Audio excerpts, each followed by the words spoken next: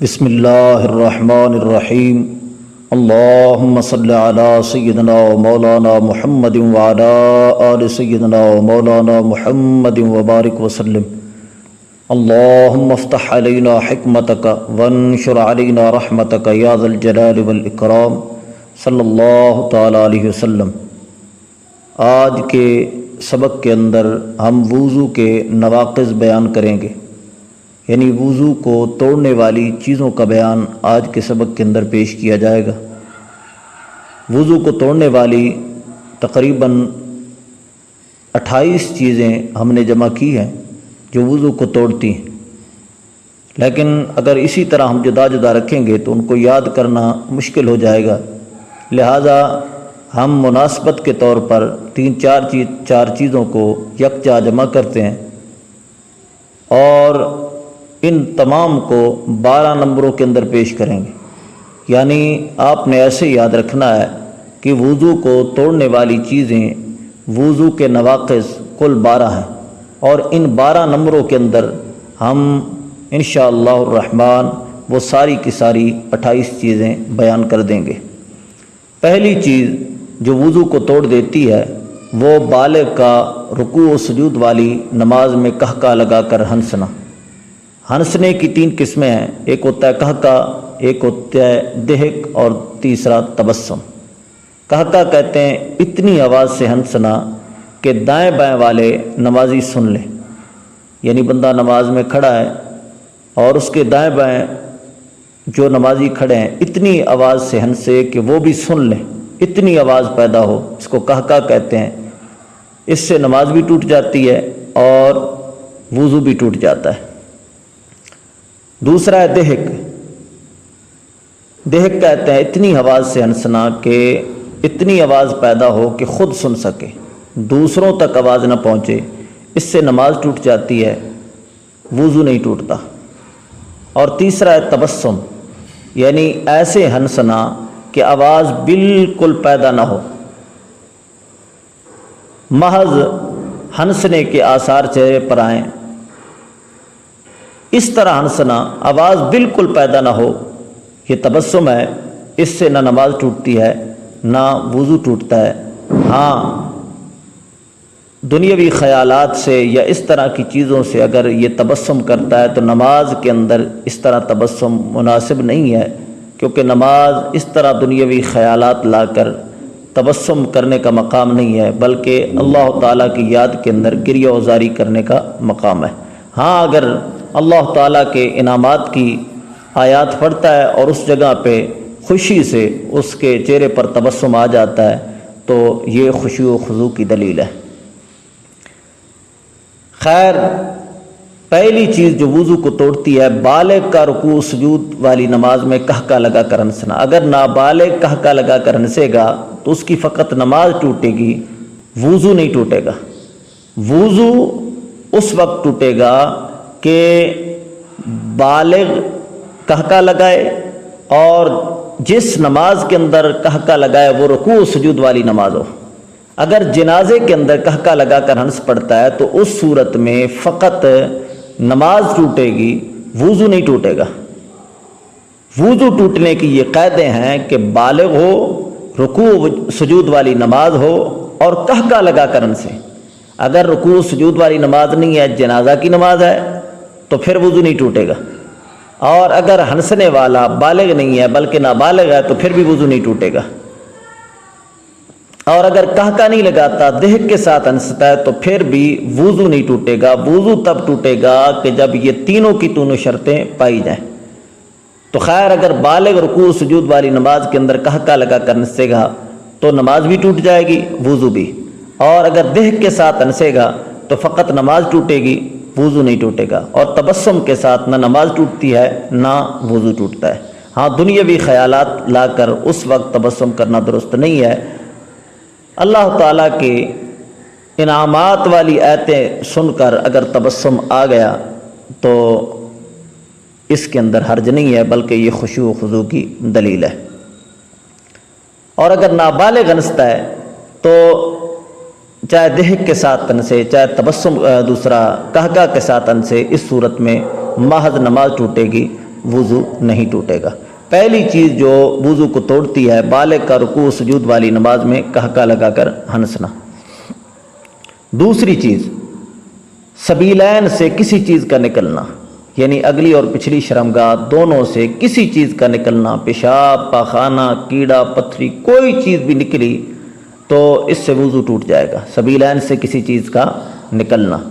اور تیسری چیز جو وضو کو توڑتی ہے ہوا کا خارج ہونا، ہوا خارج ہوئی تو اس سے بھی وضو ٹوٹ جائے گا۔ اور چوتھی چیز جو وضو کو توڑتی ہے ودی، مضی اور منی کا نکلنا۔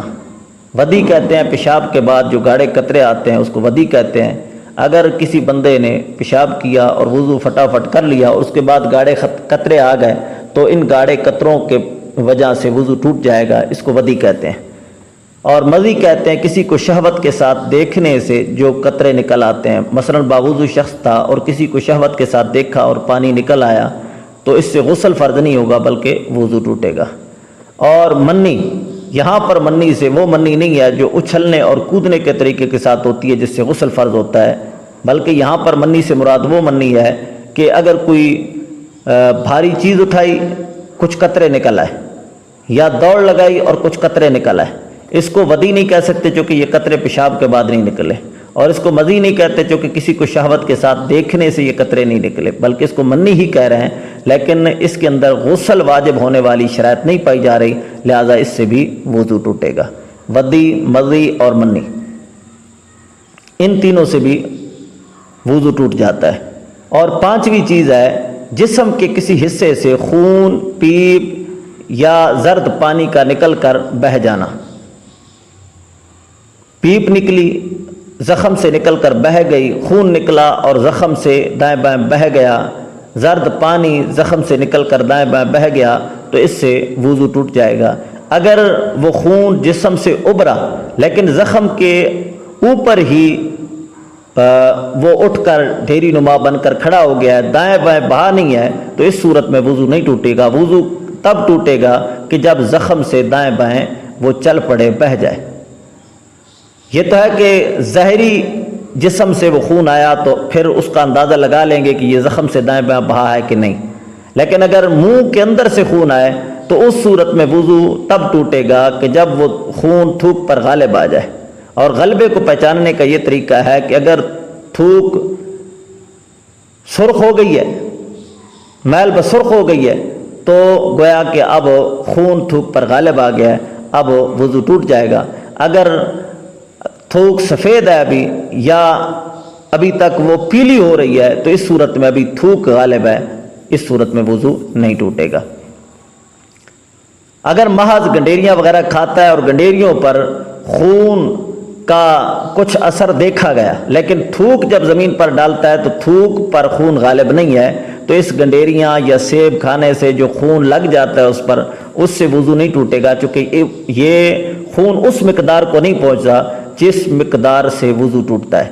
یعنی گنڈیریاں کھا رہا تھا اس پر خون لگ گیا، یا سیب کھا رہا تھا اس پر خون لگ گیا، لیکن تھوک جب ڈالی تو تھوک سفید تھی یا زرد تھی تو وضو نہیں ٹوٹے گا کیونکہ تھوک پر خون غالب نہیں ہے۔ اور چھٹی چیز دکھتی آنکھ سے پانی آنا۔ دکھتی آنکھ سے جو پانی آتا ہے یہ پانی نہیں ہوتا، دراصل پیپ ہوتی ہے۔ جب تک وہ آنکھ کے اندر تھی پیپ تو ابھی تو اپنے مقام پر کھڑی ہے تو وضو نہیں ٹوٹے گا، لیکن جب وہ آنسوؤں کے ساتھ مل کر آنکھوں سے باہر نکل پڑتی ہے تو لہٰذا یہ بہنے والی پیپ ہے، لہٰذا اس سے وضو ٹوٹ جائے گا۔ اور ساتویں چیز ہے لیٹ کر یا سہارا ٹیک لگا کر سو جانا۔ اگر لیٹ کر سو جائے گا تو اس سے بھی وضو ٹوٹ جائے گا، اور سہارا یا ٹیک لگا کر سویا ہے اس طرح کہ اس سہارے اور اس ٹیک کو ہٹائیں تو وہ گر جائے، اس طرح بھی وضو ٹوٹ جائے گا۔ ہاں اگر اس طرح سو جاتا ہے کہ سرین کے زور پر بیٹھا ہے، کہ سرین زمین پر بالکل دبی ہوئی ہے، تو اس طرح سونے سے وضو نہیں ٹوٹے گا۔ اگر اس طرح سجدہ کر رہا ہے کہ جو سنت کے مطابق مرد کا سجدہ ہے، یا سنت کے مطابق جس طرح مرد کا رکوع ہے اس طرح اگر رکوع میں یا سجدے میں سو جاتا ہے، یعنی اس طرح کے چند مواقع ہیں، اس طرح سو جانے سے وضو نہیں ٹوٹتا۔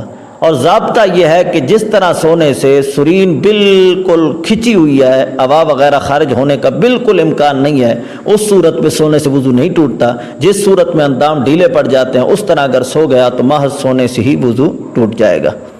اور 8ویں چیز ہے بے ہوشی، غشی، جنون یا اتنا نشہ کہ چلنے میں پاؤں لڑکھڑانے لگ جائیں۔ بے ہوشی طاری ہو گئی، غشی طاری ہو گئی، یا اس کو جنون لاحق ہو گیا، یا کسی چیز کی وجہ سے اس کو ایسا نشہ طاری ہوا کہ جب وہ چلتا ہے تو وہ اس کے پاؤں لڑکھڑانے لگ جاتے ہیں، کبھی پاؤں ادھر مارتا ہے کبھی پاؤں ادھر مارتا ہے، تو اس طرح نشے کی وجہ سے بھی وضو ٹوٹ جاتا ہے، چونکہ اب اس کو اپنے احوال کا علم ہی نہیں ہے کہ وہ کس حال میں ہے، تو لہٰذا عین ممکن ہے کہ کوئی ہوا وغیرہ خارج ہو اور اس کو معلوم نہ ہو سکے، لہٰذا اس طرح نشے وغیرہ اور غشی وغیرہ کی وجہ سے وضو ٹوٹ جاتا ہے۔ اور 9ویں چیز ہے منہ بھر قے آنا۔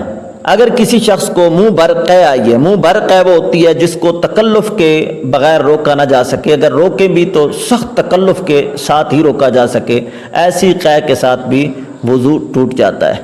منہ بھر قے ہو، اگر اس سے کم آ رہی ہے کہ جس کو آسانی کے ساتھ روکا جا سکتا ہے تو پھر وضو نہیں ٹوٹے گا، جب منہ بھر کی مقدار کو پہنچے گی تو اس وقت وضو ٹوٹے گا۔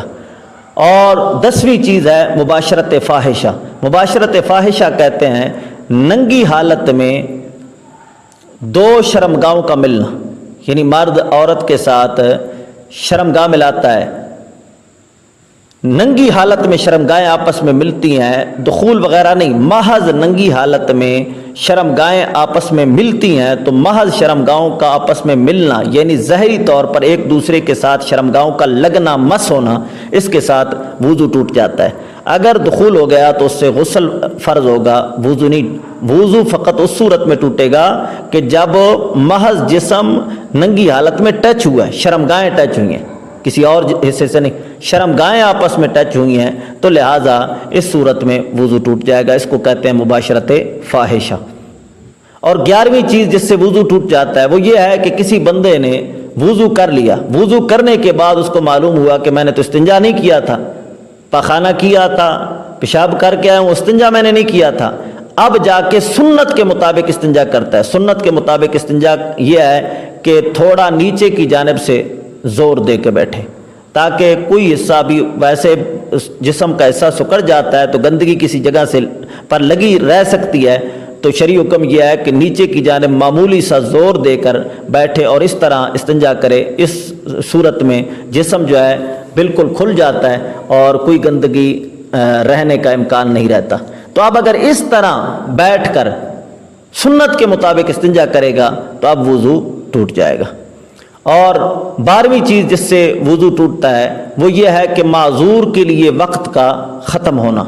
معذور وہ شخص ہوتا ہے کہ جس کے لیے شرع پاک نے یہ فرمایا کہ تجھے فلانا عذر ہے، قطرے آنے کا مرض ہے، دوسرا بواسیر وغیرہ کسی چیز کا مرض ہے، تو شرع پاک اس کو کہتی ہے کہ ایک وضو کر لے، اور اس وضو کے ساتھ چاہے وہ اس طرح کا مرض جاری بھی رہے، وہ وضو توڑنے والی چیز جاری بھی رہے، تیرا اس وضو کے ساتھ اس وقت کے اندر نمازیں پڑھنا جائز ہے، یعنی پورے وقت کے اندر وہ پڑھ سکتا ہے، لیکن جب وقت ختم ہوتا ہے تو معذور کا وضو ختم ہو جاتا ہے، تو لہذا معذور کے لیے وقت کا ختم ہونا یہ 12ویں چیز ہے جو وضو کو توڑ دیتی ہے۔